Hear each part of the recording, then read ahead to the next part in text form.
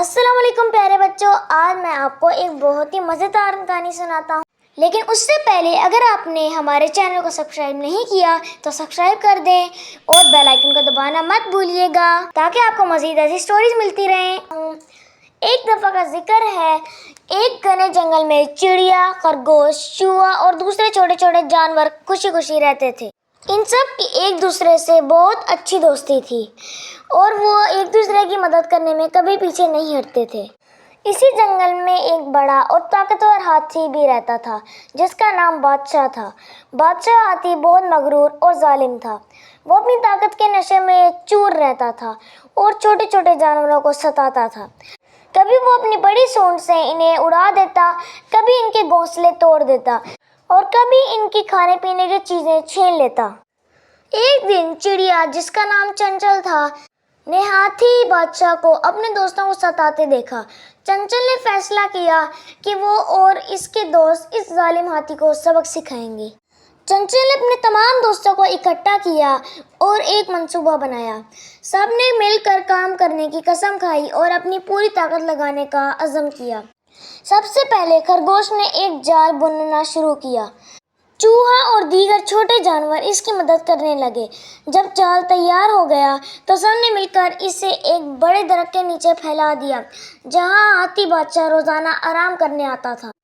چنچل چڑیا نے ہاتھی بادشاہ کی طرف اڑان بھری اور اس کے کان کے قریب جا کر خوبصورت آواز میں گانا گانے لگی۔ ہاتھی بادشاہ اس کی خوبصورت آواز سن کر مسحور ہو گیا اور اس کے پیچھے چلنے لگا۔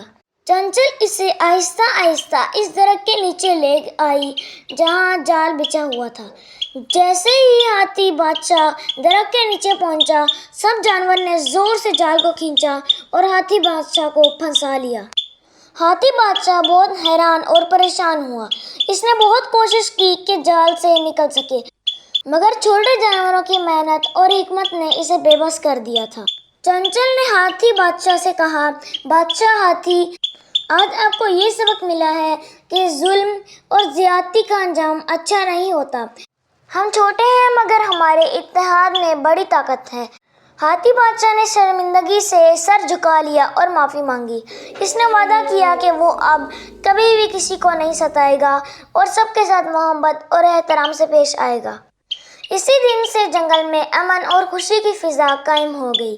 سب جانور ایک دوسرے کے ساتھ مل جل کر رہنے لگے اور ہاتھی بادشاہ بھی ان کا دوست بن گیا۔ پیارے بچوں، اس کہانی سے ہمیں یہ سبق ملتا ہے کہ اتحاد اور ٹیم ورک سے بڑی سے بڑی مشکل کو بھی آسانی سے حل کیا جا سکتا ہے۔ کسی کو اس کی ظاہری طاقت سے کمزور نہیں سمجھنا چاہیے کیونکہ اتحاد میں بڑی طاقت ہوتی ہے۔ Like, share and subscribe to our channel and don't forget to press the bell icon. Allah Hafiz.